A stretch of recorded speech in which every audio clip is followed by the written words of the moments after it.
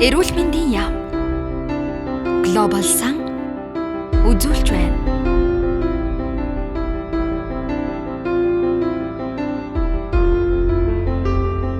Та өөрийгөө товч танилцуулна уу? Намайг болохоор Чимгээ гэдэг. Одоо би 35 настай. Анх болохоор би 18 онд сүрийгээр өвдөж ирсэн байхгүй юу. Тэгээд тэр хугацаанд эмчилгээгээ гүйцэтгэлгээд тэгээд энэ жил бас энэ олон эмч төсвөртэй сүрийгээр дахин өвдсөн байгаа. Тэгээд энэ бүх зүйл яг тохиолдох үед надад маш хүнд байсан. Дахин өвдсөн учраас би одоо яаж эндээс давж гарах уу гэж сэтгэл зүйн хувьд ч гэсэн маш хүнд байсан. Олон эмэнд төсвөртэй сүрээгээр өвчлсөн байна гэж эмч танд хэлэх үед өөртөө нь юу бодогдож байсан бэ?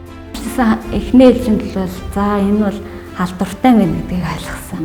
Тэгээд би зайлшгүй би эмнэлэгт хэвдэх шаардлагатай байна. Одоо ямарсан тэр юмыг уух юм байна гэдгийг бүр ойлгоод тэгээд эмнэлэгт хэвдсэн байгаа. Тэгээд 4 сарын хугацаанд би эмчилгээнд хамрагдсан. Тэгээд тэр хугацаанд болохоор чинь гаж нөлөө энэ юмны гаж нөлөөлөл бол маш олон байсан. Тэгээд жишээ нь одоо бөөлжих, тэгээд толгой эргэх, тэгээд зүрх их өвдсөн. Тэгээд үе мөч бас өвдөжсэн. Тэгээд мэдээж эмчнэр хэлсэн л дээ гаж нөлөө байна. Тэгин гэж. Тэгээд сэтгэл зүйн хувьд болохоор чинь маш би одоо энийг давж гарч чадахгүй хаа л гэж эхлээд айжсан. Тэгээ эхний ээлжинд бол би яалтчгүй өөрийнхөө би өвчнийг хүлээн зөвшөөрөх ёстой юм гэдгийг ойлгосон.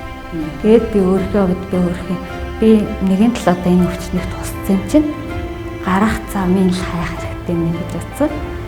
Нэгт бол би эмчийнхээ үгэнд дуулууртай хандах нь зөв юм байна. Олон эмэнд төсвөртэй сүрээгийн эмчилгүүлэгчид болон сүрээ хэмээн онцлогдсон хүмүүст юуг зөвлөх вэ?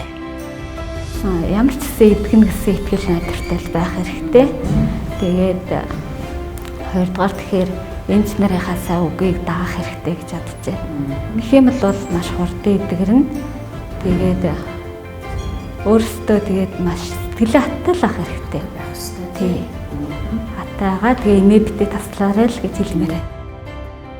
Олон эмэнд төсвөртэй сүрээгийн өвчлөл гэж юу вэ? Олон эмэнд төсвөртэй сүрээг гэдэг нь сүрээгийн эмэнд төсвөртэй микобактериар үүсгэгдсэн өвчин байдаг. Энэ эмчилгээг сонгохдоо бид тухайн өвчний эмийн төсвөржил, өвчний төв, биеийн байдал, шинжилгээг үндэслэн 9-24 сарын хугацаатай эмчилж байгаа.